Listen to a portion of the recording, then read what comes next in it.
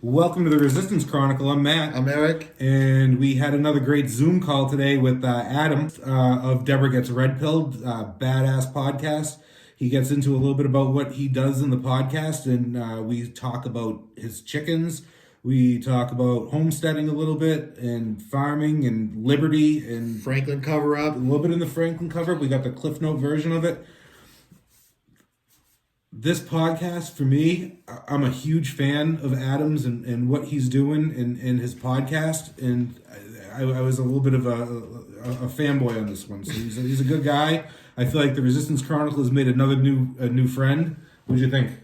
Awesome. Yeah, I thought he did awesome. a great job. I think he knows his stuff. I want to get on his podcast. We'll see if we can get on with the Sununu stuff. Yeah. And talk to Debra about the Sununu stuff. I think that would be fun.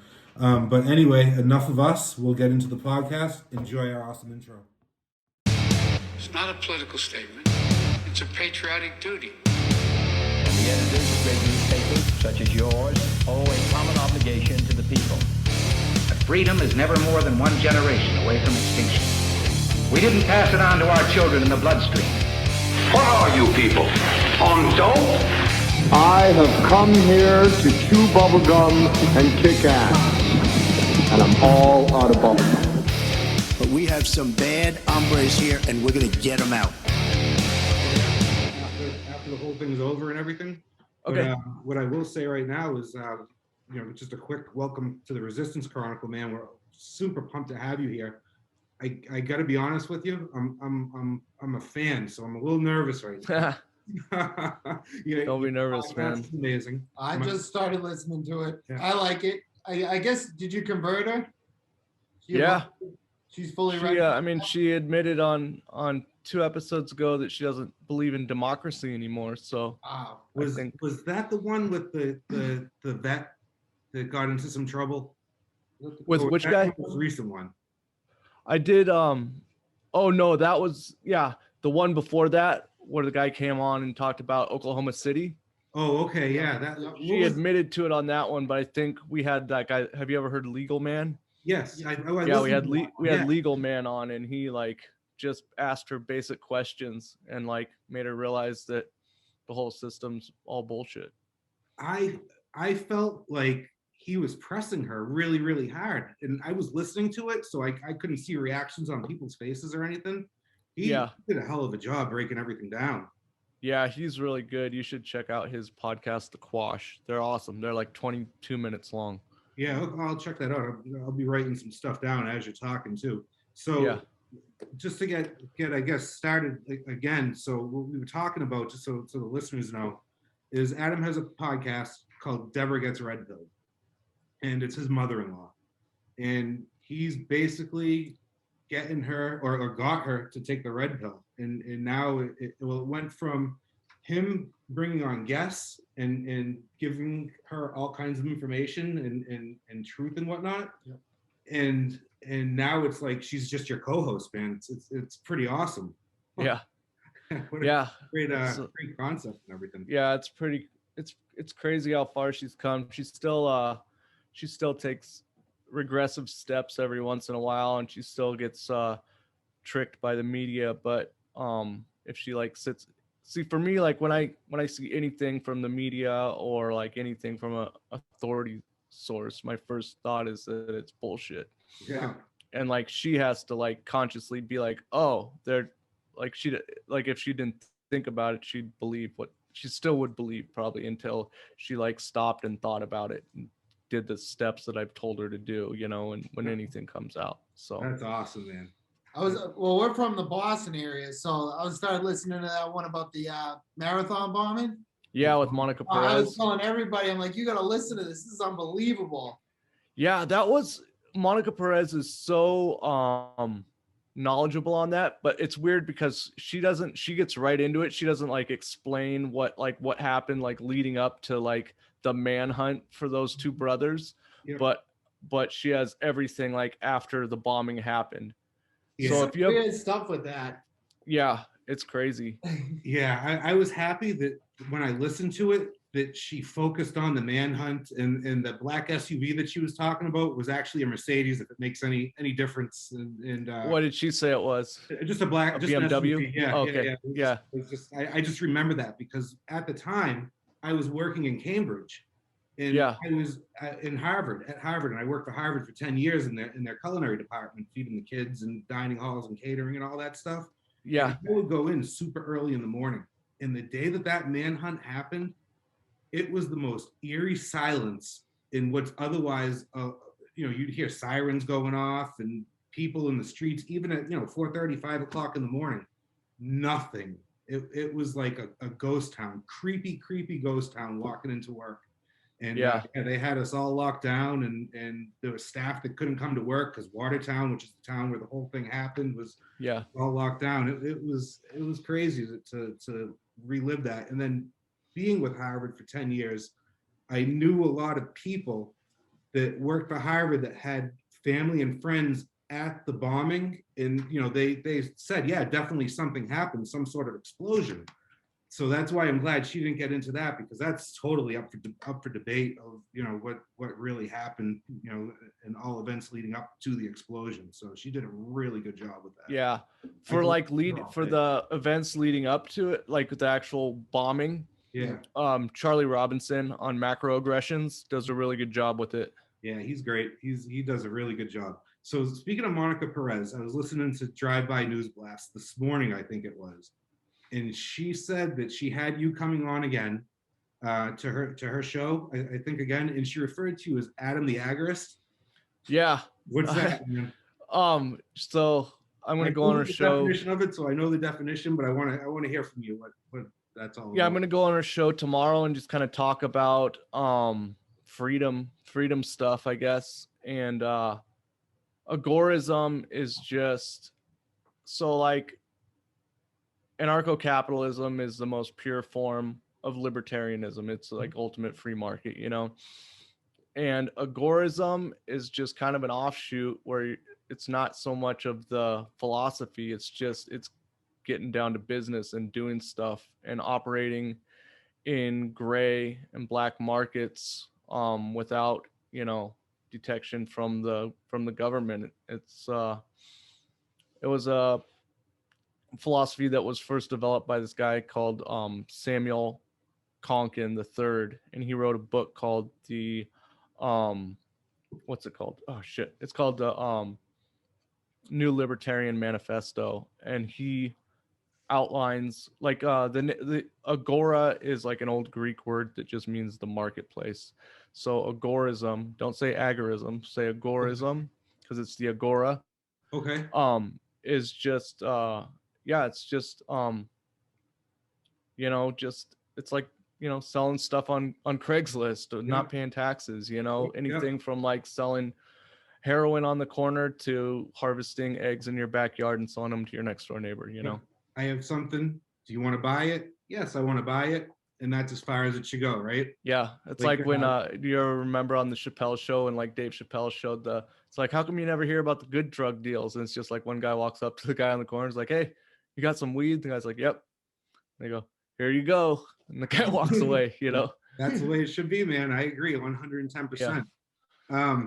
So bring that into or tie that into these farmers markets, man. You run some farmers markets, I'm hearing. Yeah. So I this summer I was listening to Pete Quinones' podcast, Free Man Beyond the Wall. And this guy John Bush was on, and he's like a younger guy, but he's an activist. And him and Derek Bros started this thing a while back called Freedom Cells. Yeah, they have a website called a thing on there. Yeah, profile. Yeah. And it's just it's kind of like a clunky social media app, and you can go on there, and it's like for freedom and liberty minded people. You put in your name, whatever you want to be called, you put in like your address or a place you're close to if you don't want to list your exact address, and people that have registered in that area pop up. You can look anywhere in the world that has people in it, but I did the Portland area because I live near Portland, Oregon, and I was out walking the dog, and I heard about it. I went home, signed up for it, and I got a message from this person. They said, we're having a meetup in the park today if you want to come. And I was like, well, this is weird. I feel really uncomfortable, but I'm going to go check it out. I did it. And then I went, and there was this really nice woman who started it named Mackenzie. And she was there with her baby. And, you know, we just sat on a blanket in the park, and there was like probably about 10 of us. She'd kind of made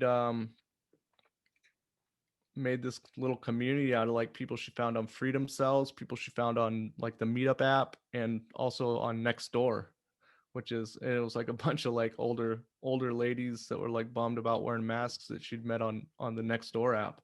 So do you guys have that where you live? No, Sure you do. no, I've never Next heard of door is like you like buy a house or live in like a certain neighborhood next door. Don't sign up for it. It's really Okay. annoying. It's like Okay. people complaining I'll about the scratch that out. grocery. Keep people complaining about like parking lots in the grocery store in the Oh. neighborhood. It's a like big like one. it's like the virtual blinds. Of the yeah, exactly. Oh, yeah, okay. Yeah. But yeah, so most of the people that she met on there kind of faded away once we started talking about like anarchy and stuff like that, not obeying the laws. But yeah, and so we, you know, and what the weather's nice here in the summer, so we like met there all summer long, and it got bigger and bigger, and people from all different walks of life in the area started coming and showing up, and you know,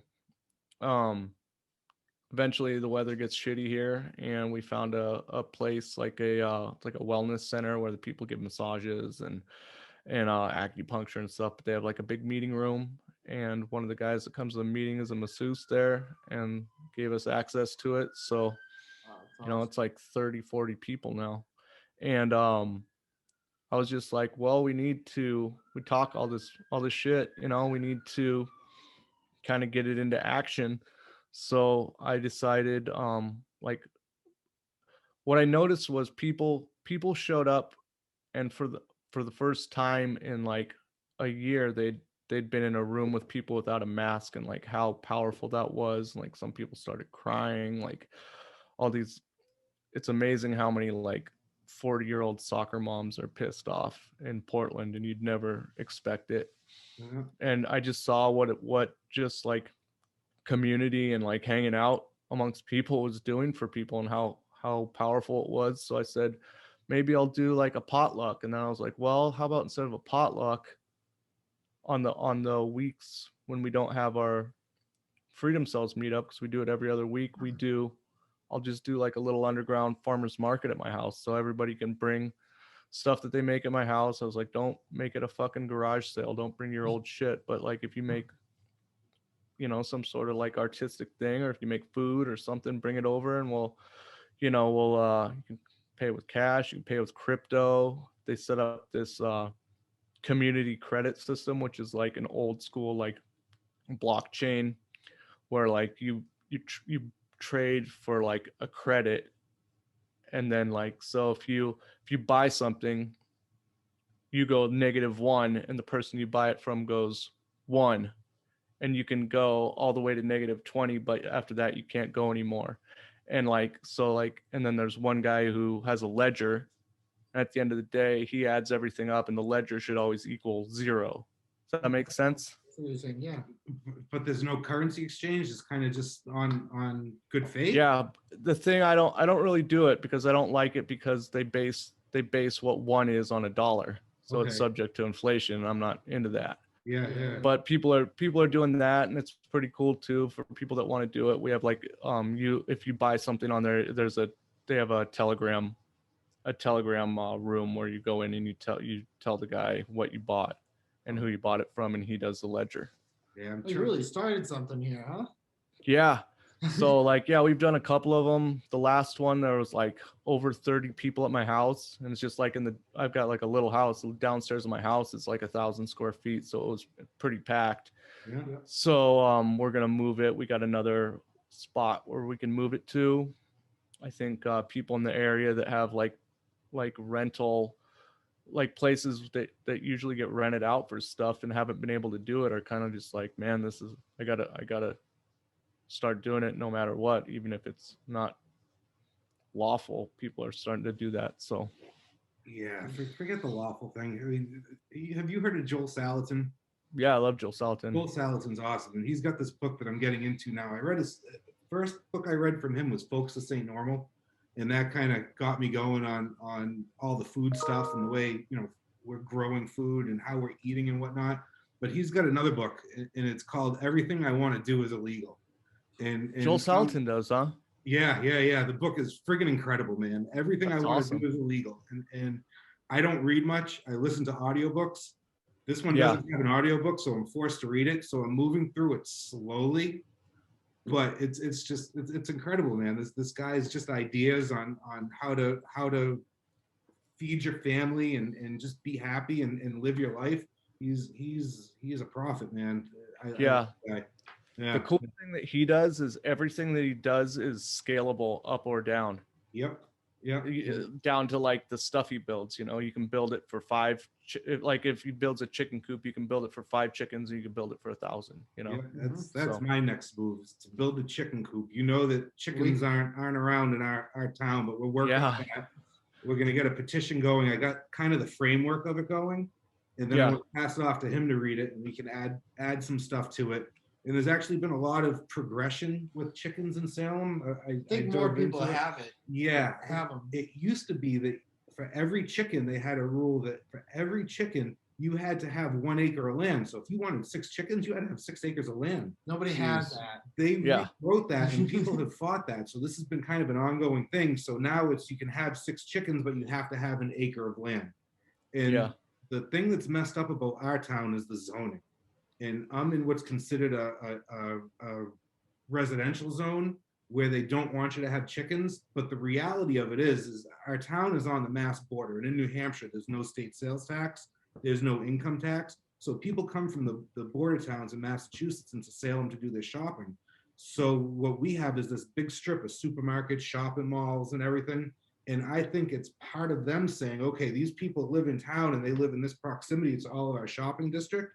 So they're not going to be able to have any kind of animals on their property because we want them buying eggs from our store and all that. So I think corporate greed. Yeah, I think there's a lot of corporate greed involved with that. So we're going to go and kind of take that head on, man. And your Instagram, your chickens, and you talking about them, that's kind of inspired me too, man. Those chickens were beautiful. Thanks, man. For anybody listening, check out Debra. It's Debra Gets Red Pilled Instagram. Yeah. And Adam has his chickens that he raised as meat birds. How did that all go, man? Can you walk me through the process? Yeah. Hold on, let me turn on the light in here real quick. It's getting dark.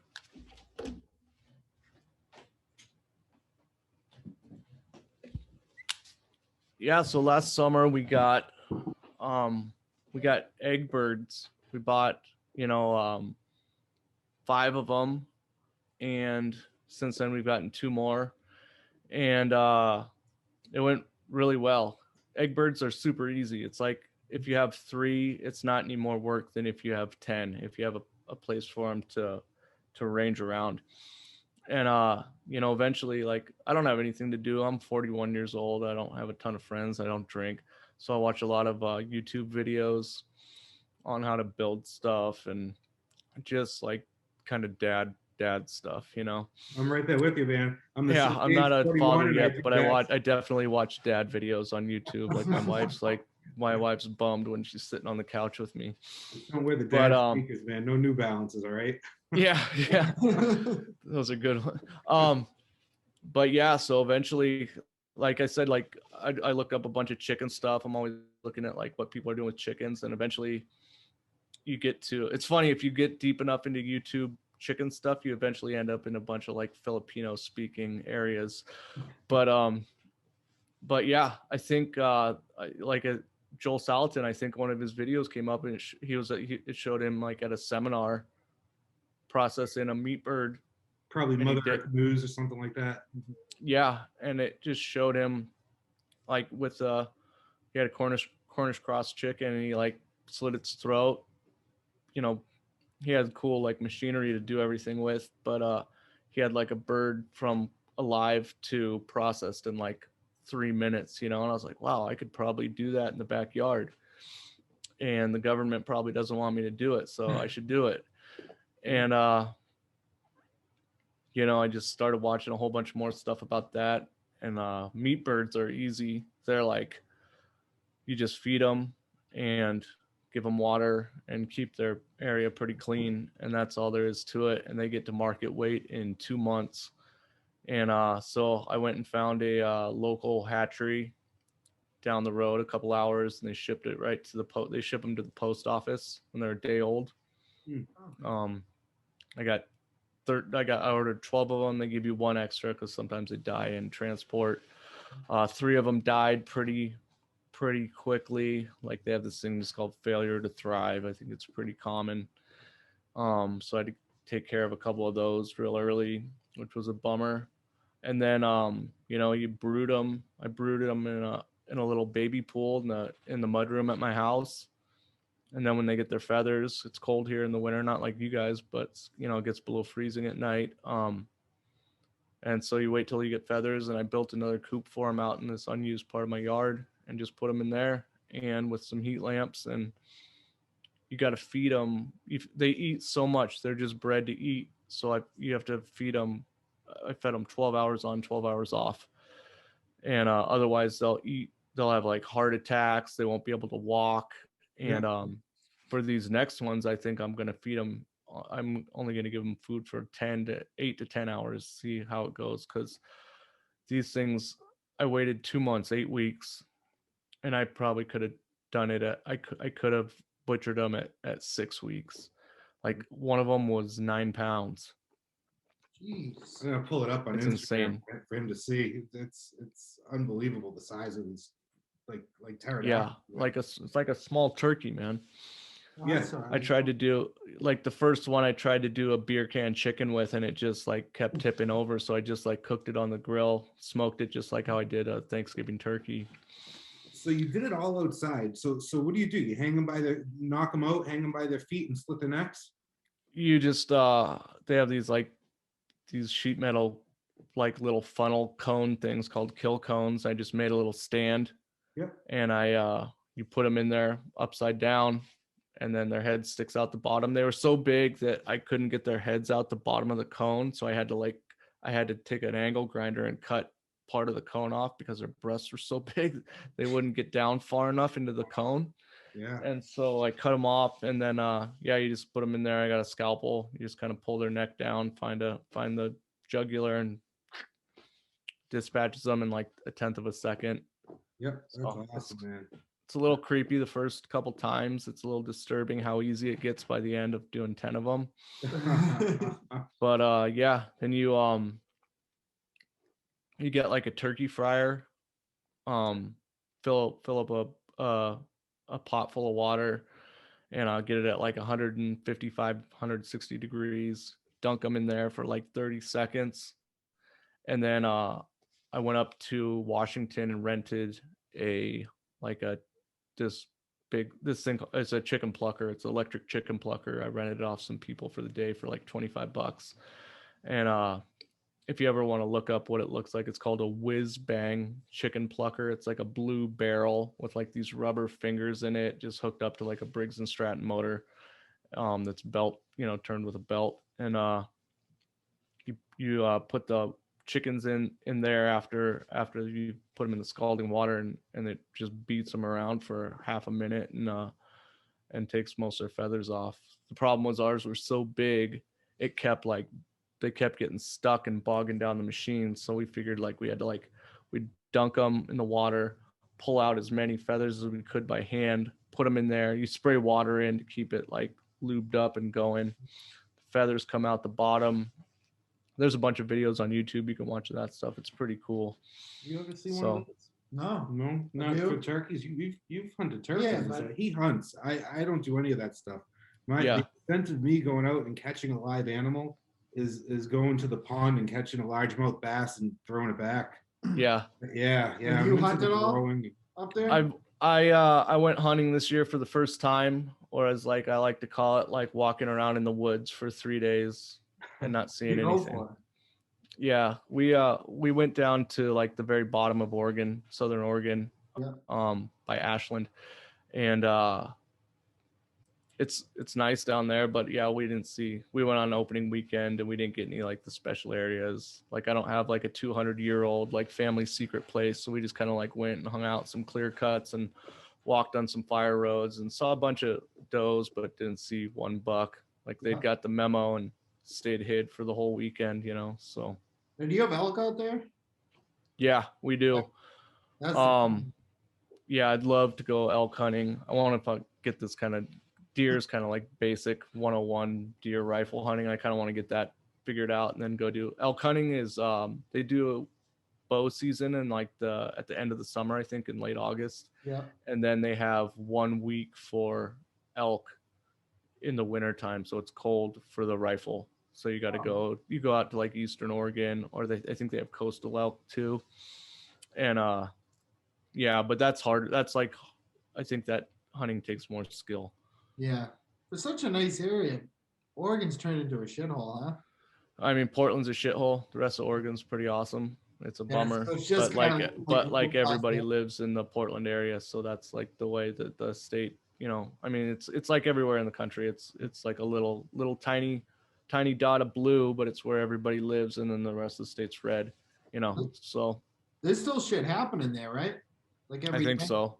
I'm working right downtown right now, and it's a ghost town, man. It's crazy. Like there's nobody down there. I could park. I'm working Pioneer Square is like one of the main areas down there. It's like where you see like when Proud Boys and Antifa are like fighting each other. They're always like down there. And I'm working like directly across the street from it. And it's just bums and tents, and you could like park right on the street now. It's like the downtown metropolitan area, and there's nobody even there anymore. Everything's just boarded up. Like I'm working on a building.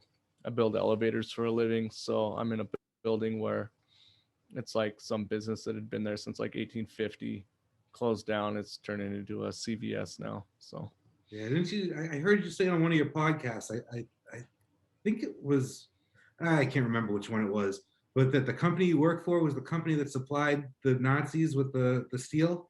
Yeah. Yeah, ThyssenKrupp. Build the railroads. Yeah, ThyssenKrupp elevator. Fritz Thyssen was like this. I don't know how he got his money originally, but it's like the largest steel producer in all of Europe. It's like this huge conglomerate, and they have an elevator, portion of it that I work for. But he was one of the, like, along with Henry Ford and the Bushes and stuff, he was one of the main funders of the Nazi Party. Yeah. It was, what was it, JFK to 9/11. I watched that a while back, and that kind of opened my eyes to all that stuff. Yeah. Like, Prescott Bush supplying the funds so that they could buy the steel, and then the steel came from America that got laid into Auschwitz. It's freaking crazy, man. It's just a giant spider web of just. Yeah, it's pretty dark. Like my company's, everybody always says Thyssen, but it's pronounced Thyssen. It's spelled Thyssen and then Krupp.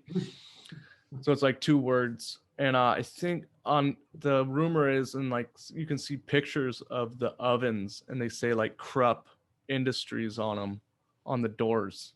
Wow. Yeah. Okay. And wow. That's an American company. Yeah. No, German. Oh, no, it's German. It's like a big German conglomerate. Yeah. Germany and spread out globally. Okay. I guess they had to go somewhere, right? Yeah. And it's just kind of like it is now with Bill Gates taking over all this farmland, and I think it's important. Now he's pushing the chemical meat too. Yeah. Yeah. It's important that we're having these conversations about, you growing your chickens and doing these underground farmers markets. It's inspiring me to do a lemonade stand with my kid this summer. Like a yard sale lemonade stand. I'm going to make beef jerky and try and sell that there too. And nice. Hopefully you don't get beat by the cops. But. Yeah, that's probably going to be my neighbor across the street from me isn't too fond of me. She's got a thing for my trees because she thinks they're leaning a little too much on her way, and is afraid that they're going to fall. So she'd be quick to dime me out, but that's all right. Yeah. I can't believe people would do that. I know, it's crazy. Why? I'm insured, the tree for a beautiful tree, No, like why people would rat you out for stuff like that. For anything. Why? Yeah, why do you care? Nobody goes by the philosophy of mind your own business. Everyone's got, like I said, their blinds open, man, whether it's online or or right in your face, man. It's drama. They thrive off of drama. Yeah, I think people, especially like older people, they're just bored. Yeah, bored, exactly. Yeah, that's crazy, absolutely crazy. But yeah, and Bill Gates is taking over the farmland. His buddy Bezos isn't too far behind him with other land. I think he's got like 200,000 acres of just like random land. Yeah, Ted Turner, he was the old one that used to be like the biggest private landowner in America. And they're all on board with this agenda and this new world order crap and this stuff going on in Davos with the Great Reset, and it's just absolutely unreal, man. So it's important that we have these conversations. I'm so pumped that you were able to come on this podcast with us, man. I appreciate it, to just get this information out there. Can we dive into a little bit of like and I know you're big into it, and I know we're going to talk a lot about chickens and stuff like that, but I'm curious, man. Franklin scandal. Can you give me the cliff notes on that and kind of tell me what it's all about? Yeah. Let me do one quick thing before I do that. Yeah. Okay. So my wife has been listening to all the podcasts where I've been talking about my chickens, and she's like she got really mad at me because she said it sounded like I had said I was doing it all on my own. So it's 50-50. She does half of it, and she takes care of most of the egg stuff. So on your Instagram, there's a picture of your lovely wife smiling with the chicken. Yeah. So there is proof out there. She does it. Before we get into the Franklin cover, how about like canning and pickling and all that stuff? Are you practicing any of that? Last summer, when I moved into my house, my backyard wasn't a complete mess, but it was just kind of a shitty lawn and nothing cool back there. And I like made it really, really nice. I built a ton of raised beds, and last summer we had so much food that we grew. And what the mistake we made is that we didn't like figure out how to like what real people that really know how to garden do. They stagger when they plant stuff, and so like they have like a constant rotation. And so we had like, we were eating like these huge salads like 3 times a day because we had so much. We had like 12 different types of lettuce, and it's like it grows really, really well here. And perfect climate. I grew, it gets hot here in the summer, and I grew I planted 3 cucumber plants, and they just went crazy, and I was getting like these monster cucumbers. So I figured out how to pickle and can those. I didn't do any water bath canning, but I have that now. So everything I did, I just fermented in the refrigerator, which is the difference between water bath and like the other way is that water bath, if you do it with a water bath canner, it's shelf stable. Yeah, well, the water bath canner, be careful with it because we're learning that too. And he bought a pressure canner. Yeah, I used a pressure canner. I just tried with beef stew, and it seemed to work pretty well. Yeah. But yeah, you were saying botulism. Yeah, but not only that, with the water bath canning, you're talking about just putting it on a pot of boiling water and dropping the jar in there. So that's good for like your acidic foods. If you get into non-acidic foods, like if you have bones and you make a broth and it has acid in it, and you want to jar that broth, you have to do that in a pressure canner where it gets it under such pressure that it sucks all that air and everything out of that jar. And the only way you can can is non-acidic food is in a pressure canner. Otherwise, the water bath is perfect. But yeah, so like you're saying, like most vegetables and stuff like that should be fine in water bath. But if it's like animal products, probably no. If you're pickling them, they'll be fine. But let's just say you want to do canned corn.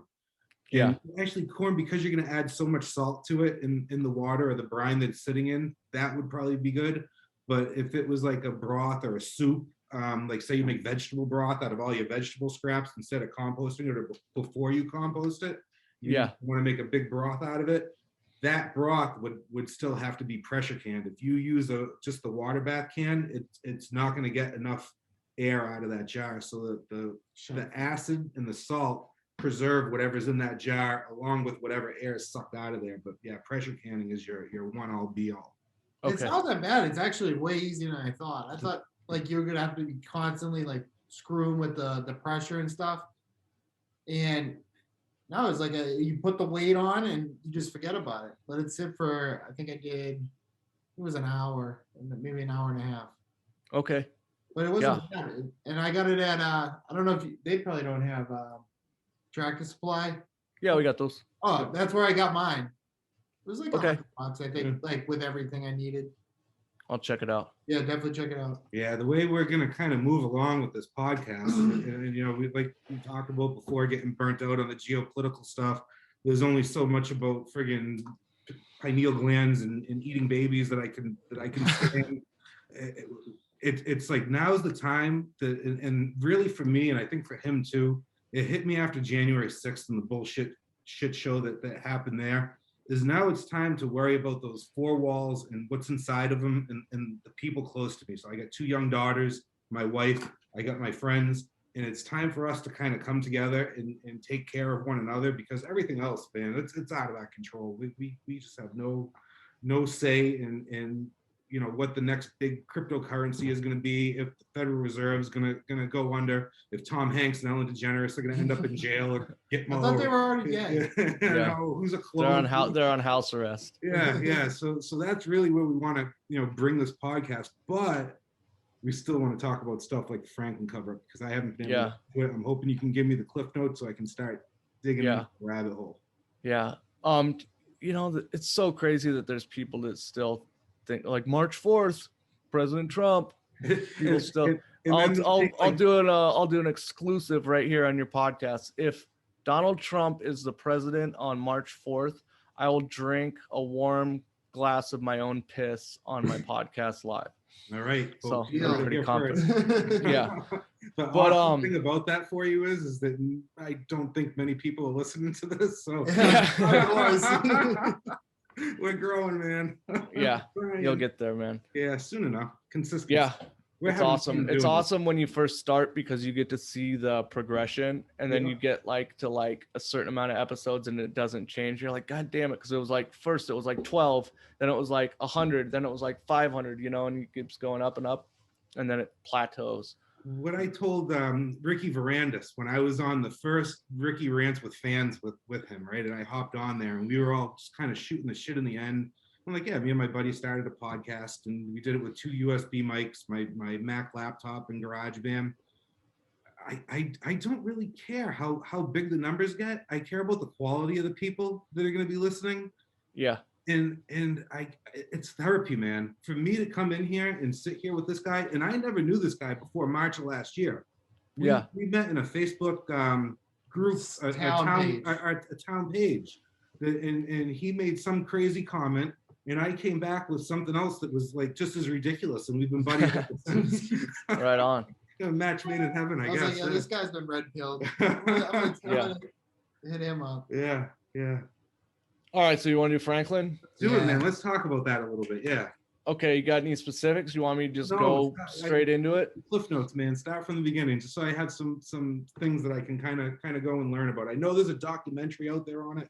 I follow this website. I think it's called conspiracydocumentaries.com. Oh, I should check that out. They got some good stuff on there, and they got a lot of links to like YouTube links, and a lot of those YouTube links are dead, but they try and update their page all the time. And there was probably find them all on BitChute if they're not on YouTube. Yeah, exactly. Yeah, BitChute usually has them. And I started to get into the documentary, but it was a little dry and I lost interest. And I think my kids were bothering me in some form or another.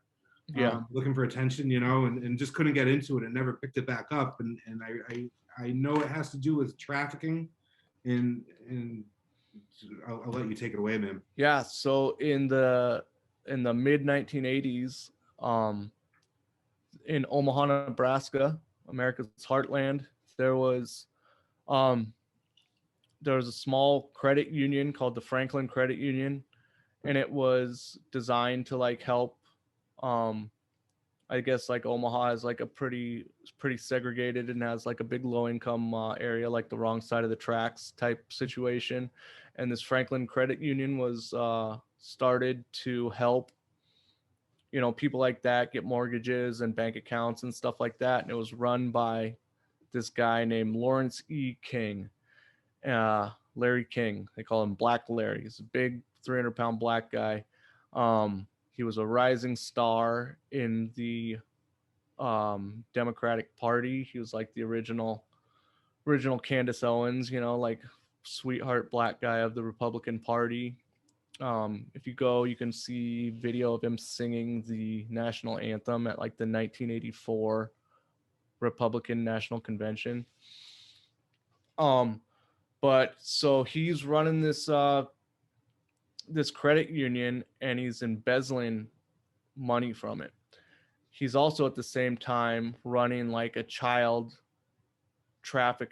trafficking ring, and it goes from local celebrities in the Omaha area all the way to the George Bush White House. I knew it. It's like it had to have been a Bush. Yeah, the George Bush one, Poppy Bush. Yeah. That's our governor's dad's good buddy, and our governor's dad's a little crooked too. We'll get into that with Franklin. But so yeah, in Omaha, Nebraska is also home of America's most beloved orphanage, Boys Town. Have you ever heard of that? So I'm 41. I can remember when I was little, they'd have like commercials for it on TV and stuff. You could donate money. Yeah. It's this enormous Catholic orphanage for boys. I think it started, for benevolent reasons after World War I, because there were so many kids whose dads had died, and it was the Depression, and they couldn't, there was a lot of kids that were on their own. So, but Larry King uses all his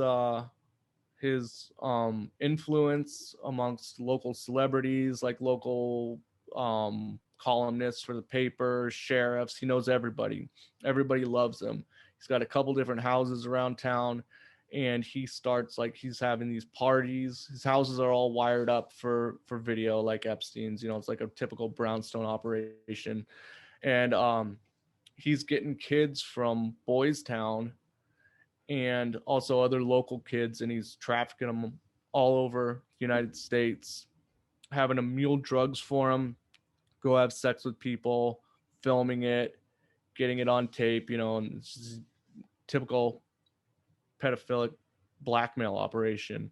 The most famous kid that was a part of it is this guy, Paul Bonacci. And he's I find him to be pretty credible. He says he's a victim of like MK Ultra and all this stuff like that. It gets sketchy with him because he later goes on to molest some kids and go to prison for it. So he loses credibility. But what they did is just like what they always do. They get these kids hooked on alcohol and like cocaine when they're like 14 years old. They're inviting them to these weird parties, these child sex parties where like local elites and people all over the country, they're saying like, oh, if you do a good job with so and so tonight, we'll give you some cocaine. And yeah, so there's this guy Craig Spence, and he was a high-powered lobbyist in DC, and he was Larry King's partner in all of this. And he eventually committed suicide, apparently. And throughout the whole ordeal, like people in Omaha knew that it was going on, and all these like committees started. It gets pretty complex. There's a really good book by Nick Bryant called The Franklin Scandal, but it's really long and it's a tough read. But you can hear Nick Bryant on The Ripple Effect, and it's really good. So look that up. Right there. But they kept like having to get rid of all these investigators that weren't doing their jobs because local law enforcement was complicit with all these people. They finally get this guy called Gary Caradori. He's like a really good PI, and he starts investigating this stuff. He finds the guy that was like the photographer and guy that would film this stuff. He flies to, I think it was, he has a license, a pilot's license. So he takes his little son and he flies to, I think, St. Louis, because that's where the Major League Baseball All-Star game is that year. meets up with that guy, the photographer guy, gets some like gets the what are they called? He gets like the most damning evidence. You know, he gets the proof.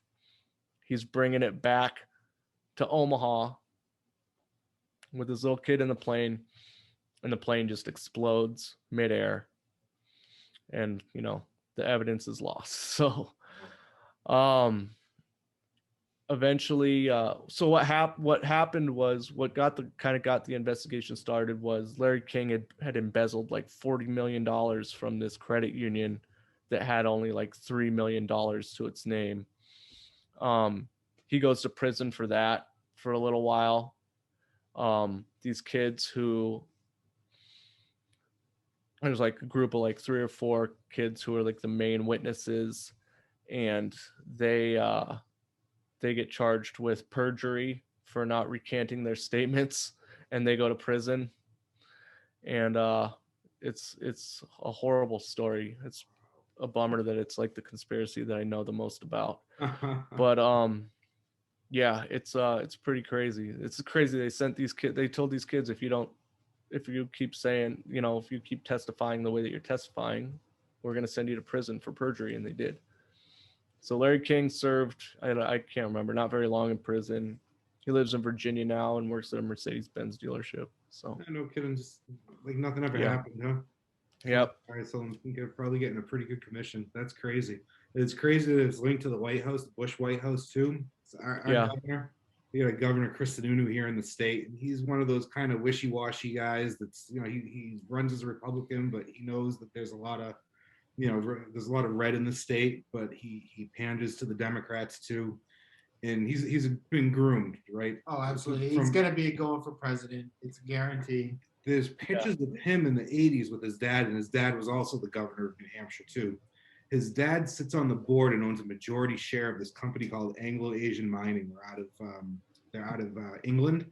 Yeah. And what they do is they drill for gold in all of these countries. Basically, they send in their economic hitmen to make their deals, and when the country doesn't pay back what they owe, then They they get the come in and they resources. take their land and all that, right? The Yeah. classic story. So he sits at the head of this company, and this company is drilling in Azerbaijan.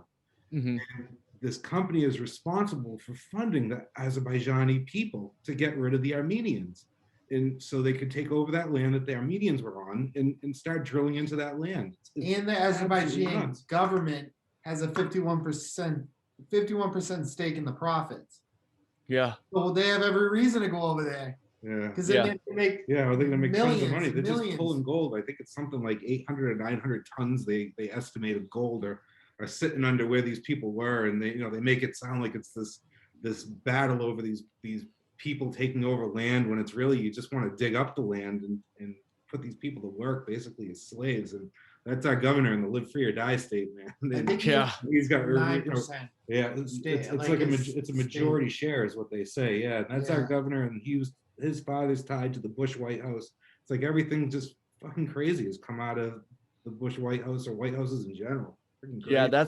that's the crazy that's what everybody talks about in Franklin, is that these kids like got to go on a tour of the White House at like midnight one night, like after they'd been at this party in Washington DC. So That was the original $60,000 worth They're- of hot dogs. yeah, they're trafficking kids into the White House for Oh. George Bush. Yeah, unreal. I wonder what was in those envelopes that fell out.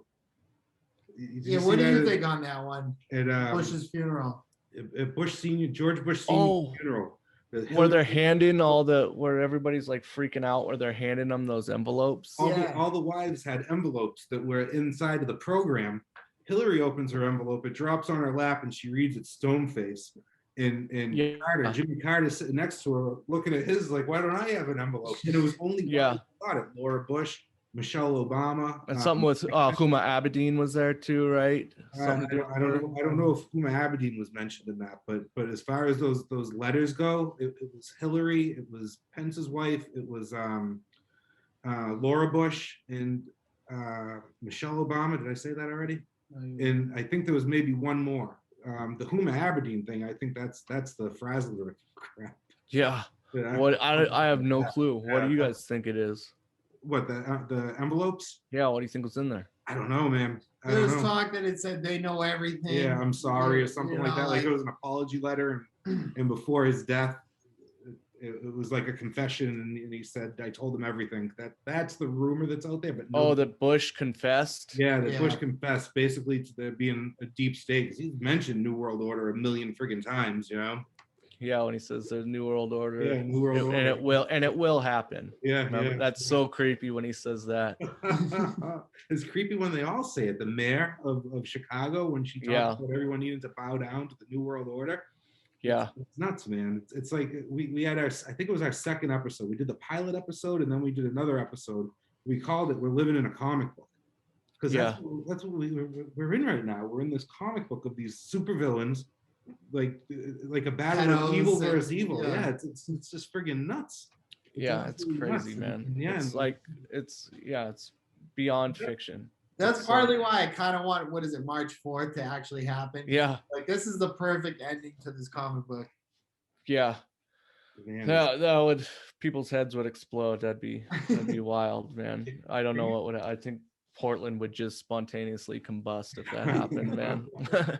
There'd be it'd be like a neutron bomb went off or something like that. Like all the buildings would be there, but everybody's head there'd be a bunch of people with their heads exploded. So you're in Oregon, and have you heard of a show called Gravity Falls? It's a Disney show. No. You got to dip into this cartoon. Okay. It's a cartoon I watch with my kids, and it gives me the perfect opportunity to teach my kids about things like election fraud and time travel and racing and portals to other dimensions. And it's the craziest cartoon. So I didn't know if you being into what you're into and talking to your mother-in-law about the things that you guys talk about, that you would have heard about it. It starts off with these two kids, the Pines twins. It's Dipper and Mabel Pine. And they moved to Oregon with to a town called Gravity Falls with their great uncle for the summer. And this town is full of all kinds of crazy oddities. They have this crazy old hillbilly guy that runs around who turns out to be like the serious inventor that was part of finding the portals to these other dimensions. And the great uncle has this secret lair behind a vending machine in the basement of his mystery shop. And he's trying to open this portal because his brother is stuck in the portal. And in the process, they end up summoning this demon called Bill Cipher. And Bill Cipher is a pyramid, like a legit golden pyramid with the eye. It's the craziest freaking cartoon that you've ever seen. They get into cloning on a copy machine, and there was a jam in the copy machine, and that clone turned out to be a little crazy. And yeah, they get into this guy, Wendell the Time Traveler, gnomes that live in trees and form into this big giant super gnome. It's every single conspiracy that's out there that may or may not be real rolled into this cartoon that I get to watch with my kids, and it's friggin' awesome. So I just didn't know if it was something. No, I haven't checked it out, man. I don't have kids yet, so. Yeah, good.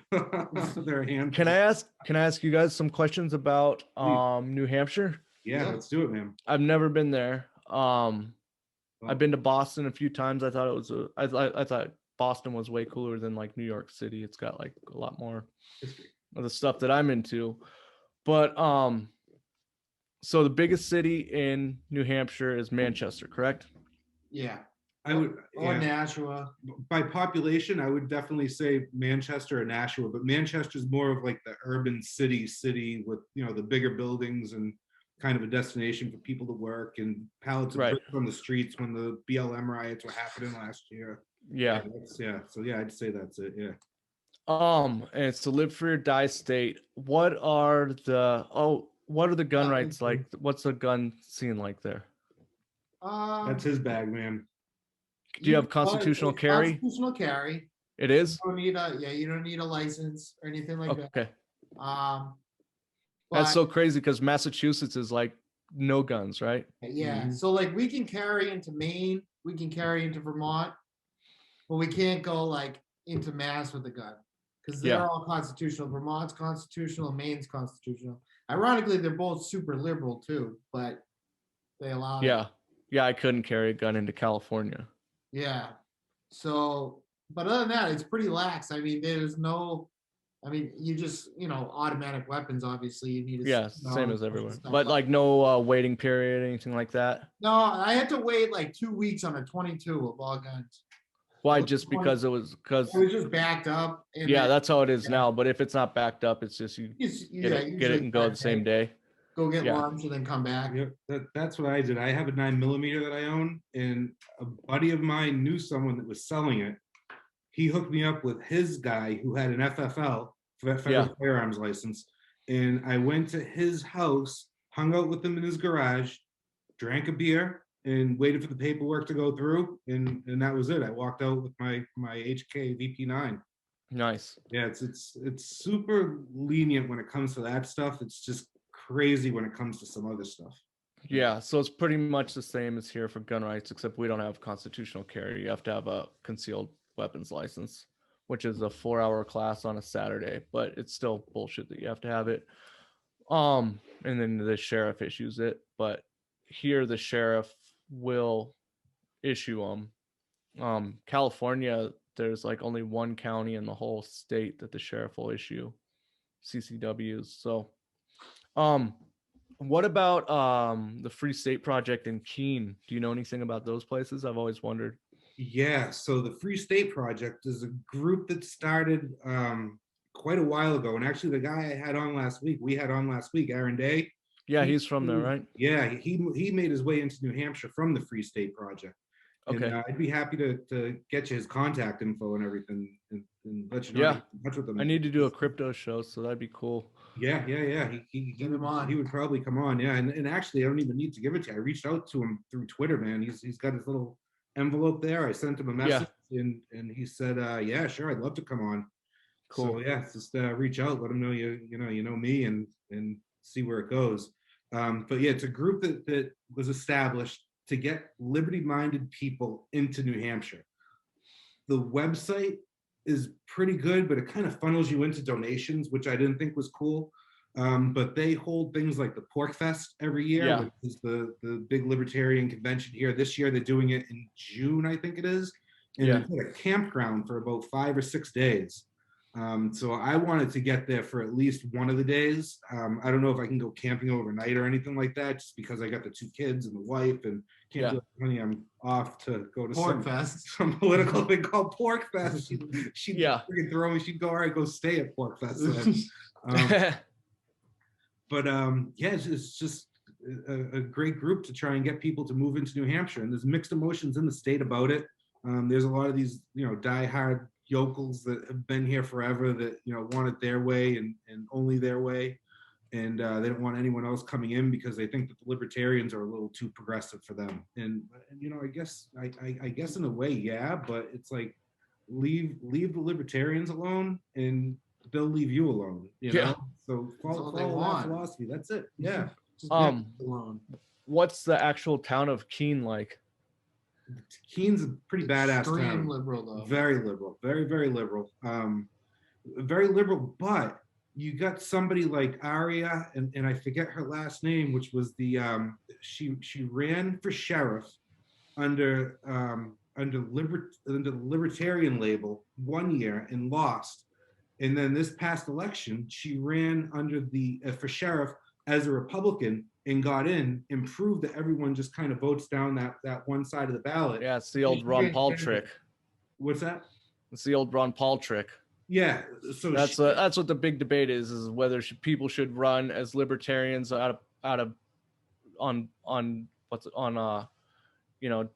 be good libertarians, or should they run as Republicans because it'll get them more votes? Well, the thing that's messed up about this Aria girl, and I'm sorry, I forget her last name, and I've heard her on Mark Edge's show. I forget the name of it right now. So she advertised herself as a transgendered Satanist.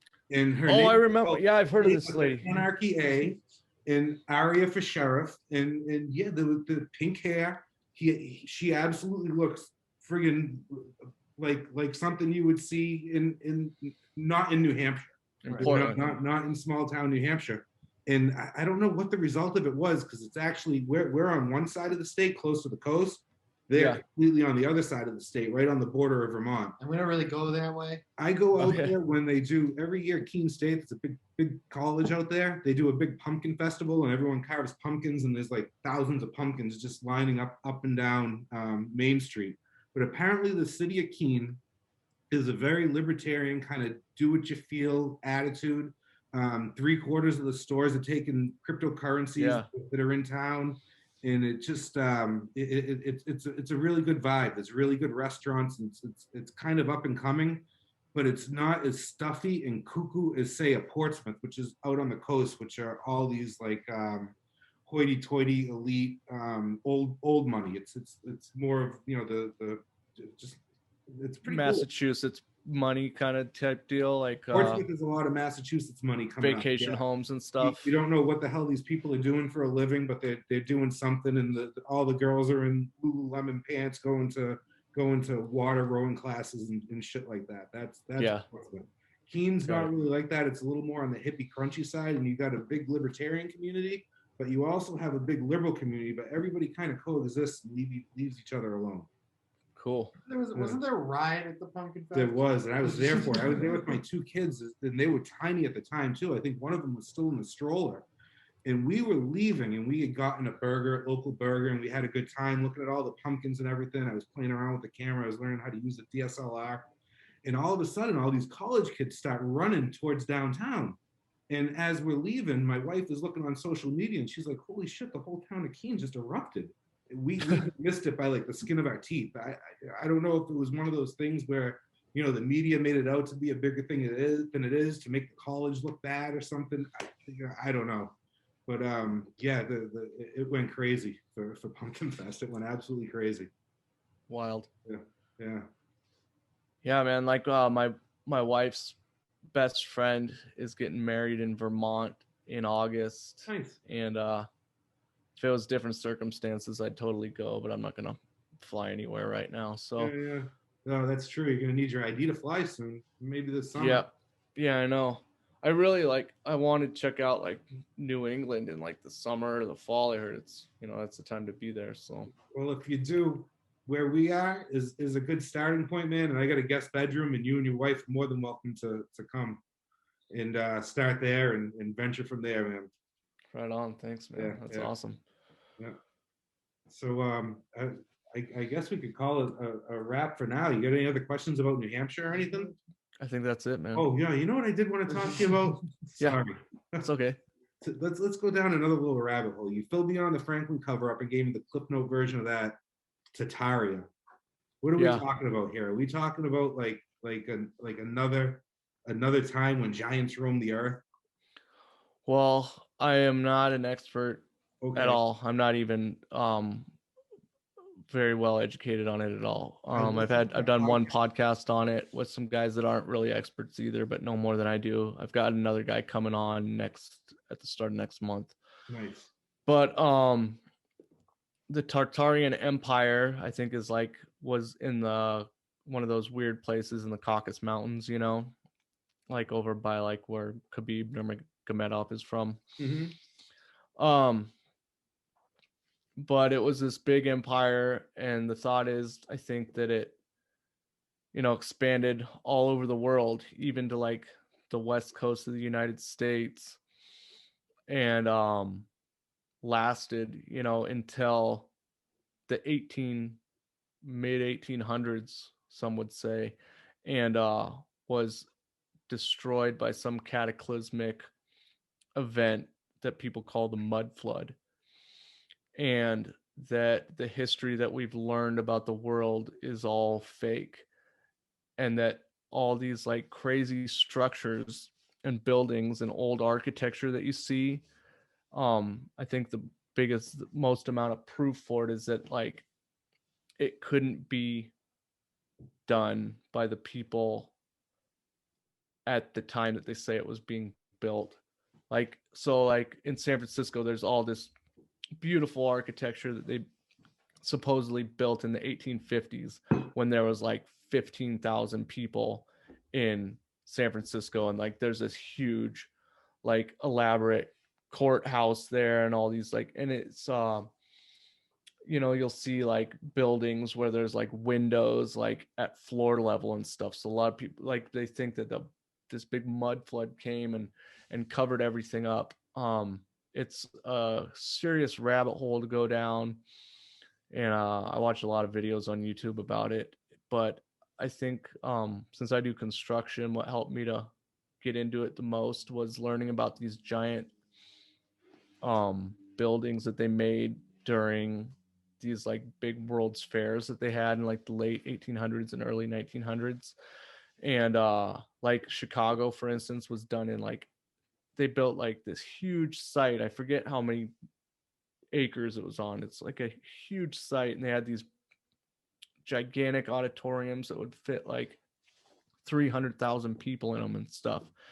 And they're just like these beautifully built buildings with all this intricate, you know, hand done work and stuff.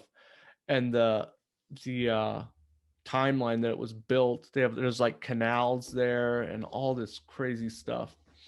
And the timeline is that it was built in like 1891 to 1893. There's like no pictures of it being built. There's pictures where they've like superimposed scaffolding. They've did like early Photoshop. They drew like scaffolding in front of these buildings on these pictures. And this guy that I listened to on Freeman Fly's podcast, this guy named Howard Mikowski, he has this book called Exposing the Expositions, and he like took the statistics of this place that was supposedly built from 1891 to 1893. He takes it to this guy that he knows that's like the head of this huge construction firm. He's like, how long with today's technology would it take to build, like what would you need to build this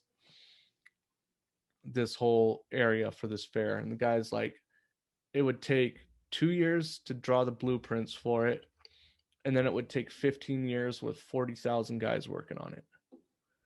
And the timeline is that they built it in 2 years. And these fairs were in like every city in America, you know. And a lot of times now, like in Seattle, they're like digging up foundations for new buildings, and they're finding old stuff like buried underneath the ground. So the thought is that all that shit was already there. We just repurposed it. And then the funny thing is, on all these World's Fair sites, after they're done, they just go in and they blow them all up with dynamite. No kidding. Yeah. So it's like the ultimate rabbit hole for me to go down. It's a tough place to like find a spot to jump in, because there's so much like conjecture and speculation. There's like no like real solid evidence for anything. But if you go like look up this guy on YouTube named John Levy, it's JONLEVI. He has like a ton of stuff, like 20-minute videos. He talks really slowly, where he just shows like old pictures and talks about like the old times and what they said had happened and how it's not possible.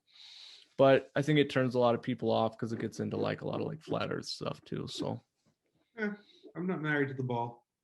Yeah, me either. So I don't know if I care either way. You know, if I found out that it was flat, okay, why would why the lie is the more interesting question. Yeah. So listen to David Weiss on my friend Dean's podcast, Up Is Down. Like David Weiss was going around doing everybody's podcast for about a month and a half. He did like 100 podcasts. He came on ours. And he talked, you know, he just did like his regular presentation and shows like all the experiments you can do to like prove to people like Debra that the earth's flat. But he contacted my friend Dean, who does Up Is Down, and he's like a pretty smart guy as far as conspiracies and stuff go.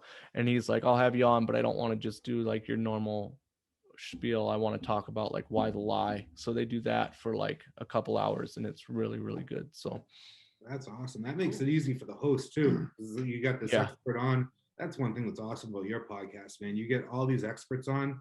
Do you just email people? Yeah, I just hit people up on Twitter and look for emails and stuff. Yeah, so I'm on the right path then, because that's what we've been doing. That's how I got that guy Aaron Day on. Yeah. And, next week we got a we got a podcast we're doing. We're bringing in a local guy, and he knows quite a bit about the Marvin Heemeyer situation in Colorado, the killdozer. Oh yeah, I watched that documentary. That was awesome, right? Made him look like he was nuts, though. Yeah. He did not. Did you listen to his tapes? He's got 3 hours of tapes out there. And it's on YouTube. He's going through them. I'm going to start going through them this week just to prepare for the podcast. This guy's like a hero of mine, man. Yeah, he went for it, man. Yeah, that guy's awesome. For sure. Yeah, he's a good welder. Excellent welder. Good concrete pourer too. Yeah. The thing is, he was trying to fight a concrete company. He could have just opened up his own concrete company. I know. But yeah, man, we need more people like you. I think that it's just awesome what you're doing, man, and the wealth of knowledge that you have. You're a savant with all this stuff. It's crazy. I know a little about a lot. Yeah. If I'm ever in Oregon and we're out and we come across trivia night for some big money, we're partners, man. Yeah, for sure.